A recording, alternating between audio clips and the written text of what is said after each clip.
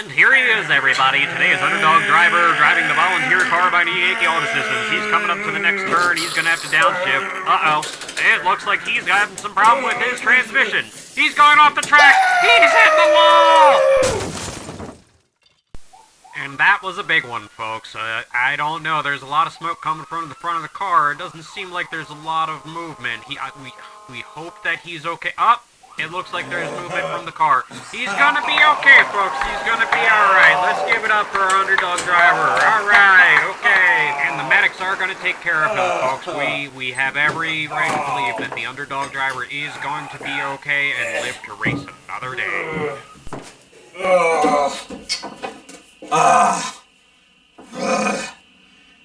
Just kidding, I'm okay. So, I don't want that to happen to someone. The issue that I'm having right now is that the clutch slave cylinder is not engaging. Or the clutch master cylinder. I'm not absolutely sure. When I purchased the car, I was told that I would need a clutch slave cylinder, so that's what I've got. I'm going to start with the clutch slave cylinder and hope that that is the issue. That's what I'm going to work to solve here today on this episode of the Volunteer Build Series, here on the Yankee Auto Systems.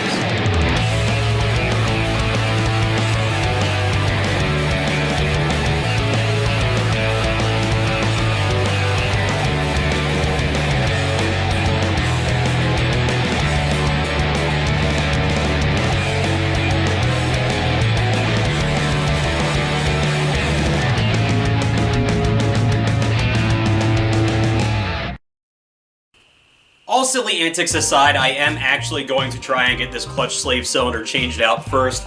It does look like it's going to be the more difficult of the two options as far as if it's the slave cylinder or the master cylinder to replace. I do have a game plan in mind. I may not have to do all of the steps that I'm going to do, but I'm going to do these things just to try and make it easier on myself so that I can get access to certain things and just hope that the job goes quickly and smoothly. What I'm actually going to work on is removing the drive shaft first. Now, the reason why I'm going to remove the drive shaft is because the way that the slave cylinder is positioned in the vehicle, as far as longitudinally as it is now, the slave cylinder does sit onto the side of the transmission so that it can actuate the clutch and everything that way. What I'm gonna run into is where this bleed hole is located as this slave cylinder is installed onto the transmission. It is very, very close to the tail shaft and the sprocket adapter to drive the tail shaft. Now, I'm going to work on taking the tail shaft off, lower it down, and try and remove that sprocket adapter just to give me some more room and hopefully leave that off so that when I bleed everything out, it'll be that much easier to bleed out and I won't be getting brake fluid, clutch fluid all over the sprocket adapter and making an unnecessary mess. So let's get at it. And just for a quick reference, because you might not be able to see it on the time lapse, this is the drive shaft that I am working on disassembling so that I can get this sprocket adapter off so that I can get to the clutch slave cylinder, which is right back here, and that clutch slave cylinder bleed port is right there as well. So I may not need to do these things as far as taking them off, but I think it's just going to give me all of the clearance and make it a lot easier.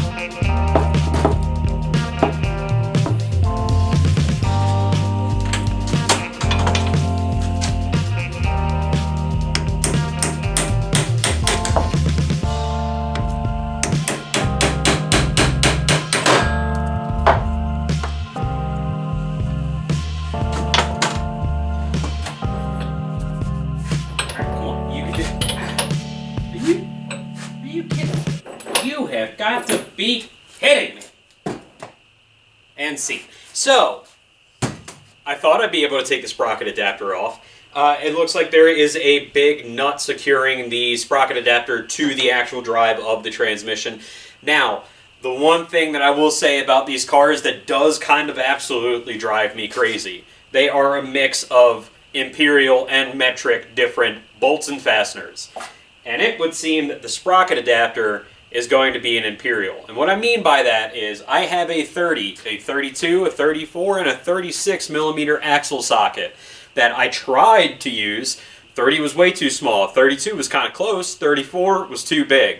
So what that probably tells me is that it might be imperial. So I don't have that, so the whole game plan of trying to take the sprocket adapter off to make this easier, either I can figure it out or I'm just going to have to go ahead and take the slave cylinder off without taking the sprocket adapter off and making a heck of a mess.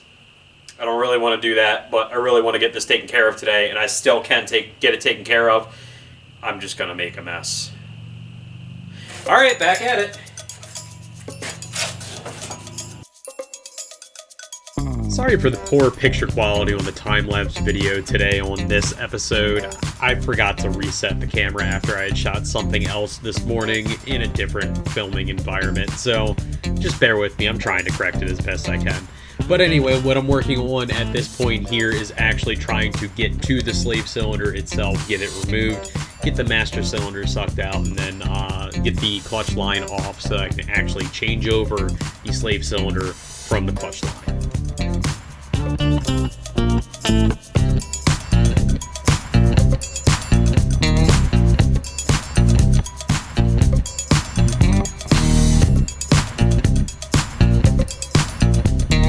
Okay, so I was able to get the slave cylinder out of the vehicle without having to remove the sprocket adapter. It was one single 8mm bolt and two 10mm bolts. Now this one here almost didn't clear the sprocket adapter, so I really thought this episode was just done at that point. But it snuck right out, just enough clearance, just a C hair if you will. So the new slave cylinder that's going to go in, that's what I have here in my hand. As far as you can see, you can push that in with your finger. That's super easy to push in. That's barely an inconvenience, right? Okay. So, I've got the entire slave cylinder off, and I did that so that it would be easier to get to this banjo bolt. I also wanted to try and make sure that I could get this clutch line just bent a little bit smoother, look a little nicer, because I'm particular, I'm silly like that, but that's neither really here nor there. The important part is this slave cylinder is 100% and absolutely toast. It's no good. So the slave cylinder absolutely does have to be replaced. I did try and check the clutch master cylinder while it was off and disconnected. That pedal is still rock hard, so that sucks. So that means it's going to need a clutch master cylinder. But in the meantime, what I'm going to try and do is at least take it off, because I'm going to need to take it off anyway.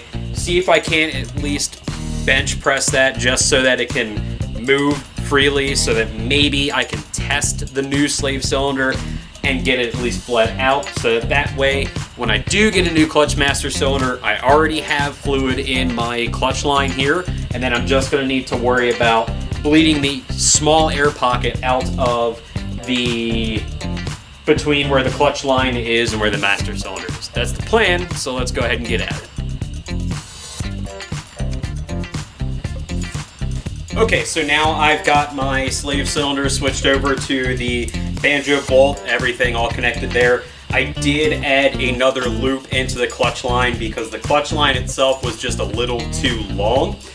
So I did put another coil in there to help shorten that out, and then I made a nice 90-degree bend here, a softer bend here, and then this is bent closer to the firewall. It's gonna need some fine-tuning still. I know that it's gonna be either a little bit too short or a little bit too long, but I can pull that and make that adjustment, as opposed to it was kind of just snaking around everywhere and it was way too long. So I'm gonna go ahead and get started on installing this. Be back with you in a minute.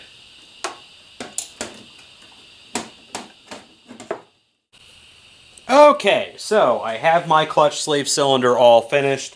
I got it reinstalled. I got the line adjusted where I need it to.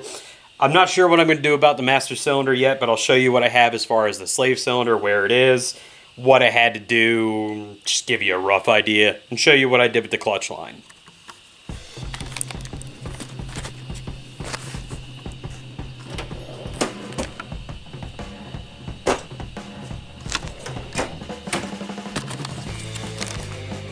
So the slave cylinder, like I had said previously, is located right behind this sprocket adapter. And if you can see it right there, there's my first bolt, and then there's another bolt down there and another bolt over here. And this is where the bleed port is. Now, as far as having the slave cylinder installed now, this is the slave cylinder line here. It runs up behind this wiring, which I may change. I may want to have the wiring go behind it, but I'm not sure. This should be fine. The slave cylinder line keeps and continues this way. And then it runs into its fitting here, and then you can see where the coil of the coil of clutch line is right now. I did try to make sure that I can keep this brake line away from it as well. It's resting on there right now, but I should be able to just finesse this clutch line a little bit more to get it further away from this brake line. And then following off where we left off was, like I said, this is the brake line here and the clutch coil. I did add a clip here onto the firewall so that the clutch line can be supported otherwise, and try and stay in the position that I want it to stay in. Now after that, I did bend it slightly away from the firewall. I made a nicer, smoother bend here, not quite 90 degrees, but close to it. And then I've got a tight radius bend here back up to the clutch master cylinder. Now, what I didn't like about it before is that this line kind of just stuck out here and almost started to jolt back into the car right there. I think that this is tucked in a little nicer. It looks a little neater. It's just a little more sorted, and it doesn't look so second thought. At this point, I'd gotten the tail shaft put back onto the vehicle and the slave cylinder all sorted out. Now it was time to take the master cylinder off and see if I was going to be able to get this to move at all, or if I was just completely done and replacement was the only way to go.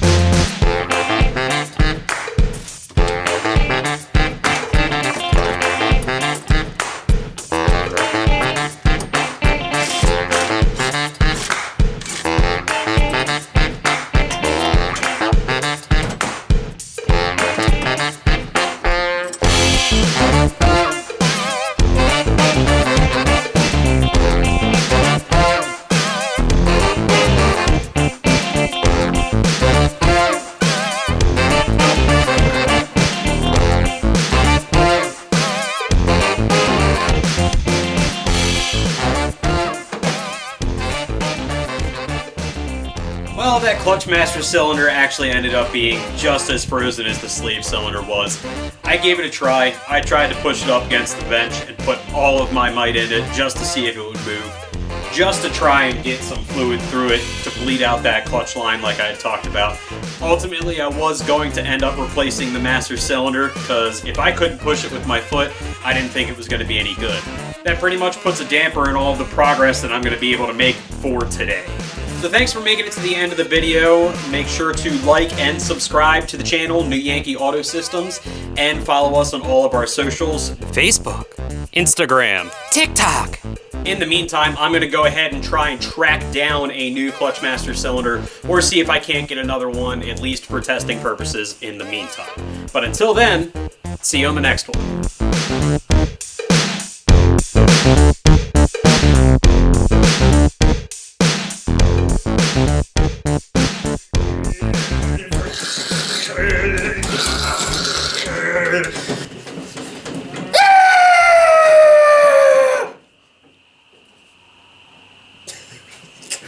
So